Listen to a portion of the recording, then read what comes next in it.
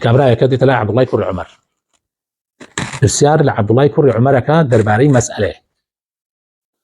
عبد الله أفرمي أو مسألة آواية چونك پیغمبري خدا صلى الله عليه وسلم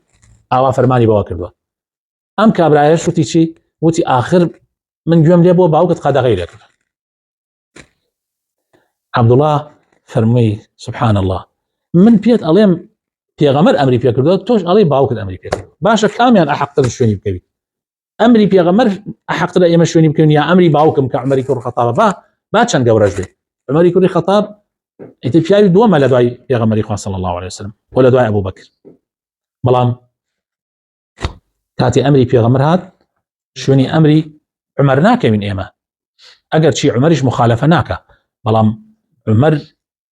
مراعاتي بري مسائلك بونمنا أجر ما وياك عمري كور خطاب دسي دزنا بريتوا لبر خاطري أوي جراني بوا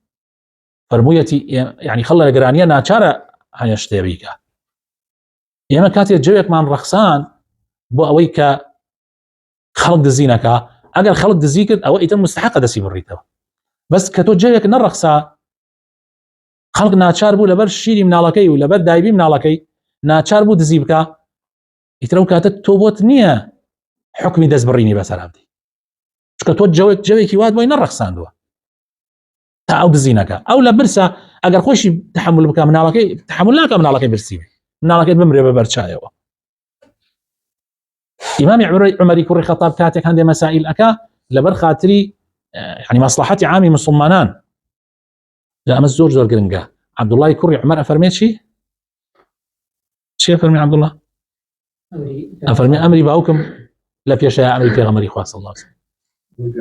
بيقومان أمري في غمري خاص الله هروها رضاي خوالي بي عبد الله كوري عمر كابراي كيبيني بجمي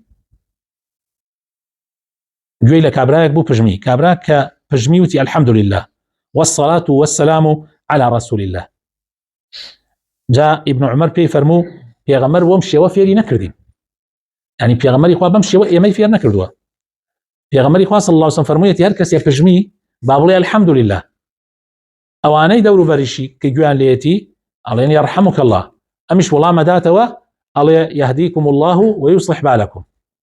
بيغمر وافيري كردين فيري وين نكردين كهركس يا بجمي بيجي الحمد لله والصلاة والسلام على رسول الله طبعا ما زور قرنقة يعني طبعا معناه أولنية كاتو الذكري بكي صلوات دي بدعية بس عبد الله كوري عمر جاخد سنة كاتو كحموشتي لشوني خوي بأمر سرنك يا شيء أبو بدعة أقل يمد درقا كان بكينا واحد كسيبا كيفي خويش بكا لو دو السنة نامينة باور بكان السنة نامينة حركسي هلسي شتيك زيادة وخلقيش شوين يكون تاواي بيتي كاس نازانية چي سنته چي سنتنية چي شرعية و چي ناشرعية هموش تكانت يكلا بيه